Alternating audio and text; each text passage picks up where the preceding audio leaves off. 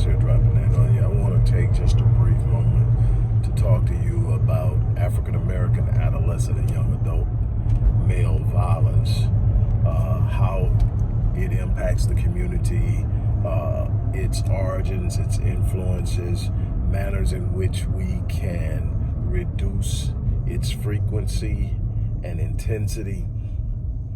First of all, it's something that I have done an immense amount of research on over the course of the last maybe 15 years. And over the last 10, it has definitely intensified. We know that one of the leading causes, if not the leading cause, of death for black females between the ages of 15 and 44 is intimate partner homicide. We know that we are seeing an increasing number of stories of black men causing harm to their own families. I think that it's important to understand the complete and total dynamic of it under the lens of an clear and intellectual and rational examination. In other words, we've got to take the emotions out. It's hard to do when you see young women losing their lives. It's hard to do when you see young babies being harmed or killed, many times by their own father. It's difficult to examine it under a lens that is absolutely necessary to completely understand the depths of what's taking place. It's something that I endeavor to do on a consistent basis because it's important to understand the balanced view of everything. It's easy to want to throw our men away. It's easy to sit up and look at the horrific and horrible things that happen and completely ignore the origin and the causes. In other words, let me explain what I'm saying. Black men are not inherently violent. Black men are not inherently hostile towards black women. Those are behaviors and thoughts and habits that are developed and created through experience. This is not an attempt to give black men a pass. On the contrary, my work challenges black men to rise above what they've experienced, what they've been through, to live in the truth of their design. But we must understand the influences if we are going to mitigate them. We can't consistently put the brunt of the burden on black men to pretend that we don't have vulnerabilities, to pretend we don't have weaknesses, to pretend that while our sisters have suffered from childhood sexual abuse in their early years, it didn't miss us. We have to be aware of where this anger and this hostility and this frustration comes from. We must be willing to admit that the 1.5 million black men that are absent in the community has an impact on the development of young black males. We must admit that when we don't understand the physiological transition from boyhood into manhood and the rise of the creation and production of testosterone and how that impacts mentality, emotion, and so much more, how we can seek out to discover and examine it in ways that are not beneficial to us, how the very presence of testosterone creates aggression that, if not properly managed, can lead to hostility and violence and misunderstanding and so much more. Again, this isn't any attempt to mitigate the male responsibility. On the contrary, I'm trying to get us to understand that it's going to take some work.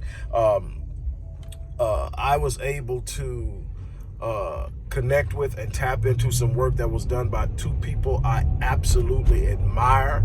So it was like a breath of fresh air. Dr. Joy DeGruy and Dr. Howard Stevenson out of the University of Pennsylvania. Dr. DeGruy operates primarily out of the University of Portland. But Dr. DeGruy came in, everybody knows her from post-traumatic slave syndrome and how she brought out some very key elements in the multi-generational transmission of trauma, which is immensely important.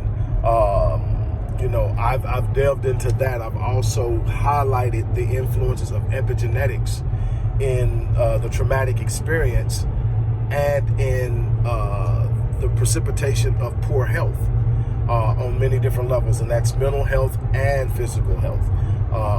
You should, if you haven't checked it out, you should check out my work, Epigenetics and Psychology.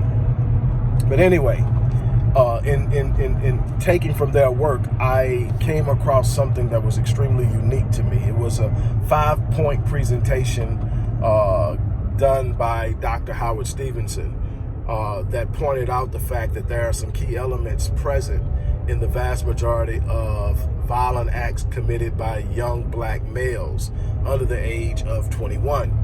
And there were 3 common factors that were pretty much present whether a person was violent or not, if you're from the inner city, but they definitely have to be considered variables and influencers.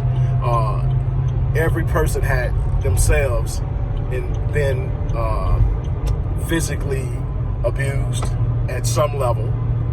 They had experienced physical abuse. The other was they had witnessed it.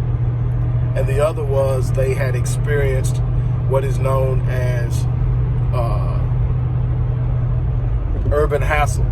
Urban hassle is what you experience simply by living in the inner city communities, gunfire in the middle of the night, a constant sound of sirens from ambulances and police and other emergency vehicles.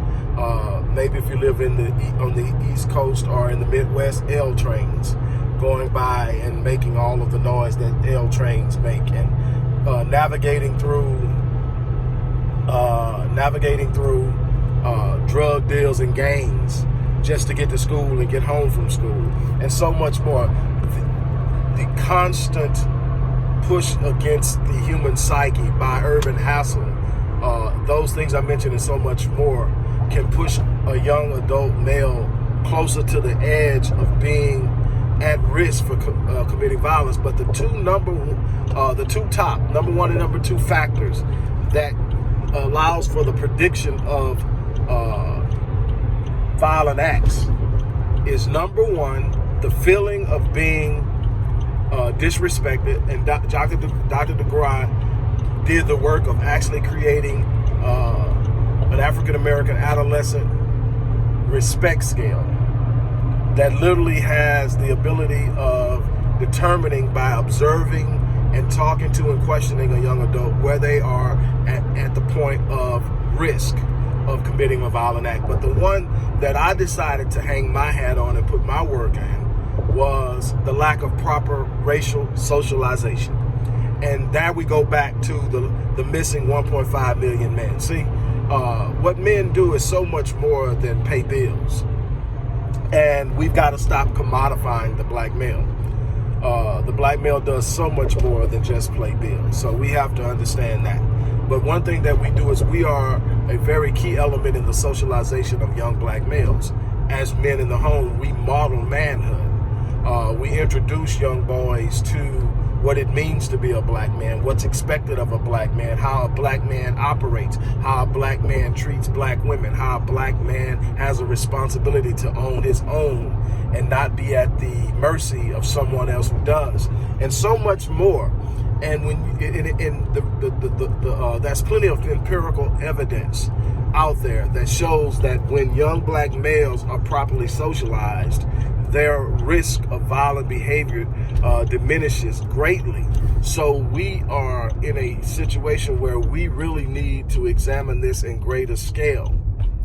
So I just wanted to stop by and talk about that. That's what we're doing at the Odyssey Project, is socialization. We are bringing young black males from the age of 4 all the way up to the age of 30 into black manhood through socialization, proper racial socialization. See, it's not just about socialization as a man, it's socialization as a black male.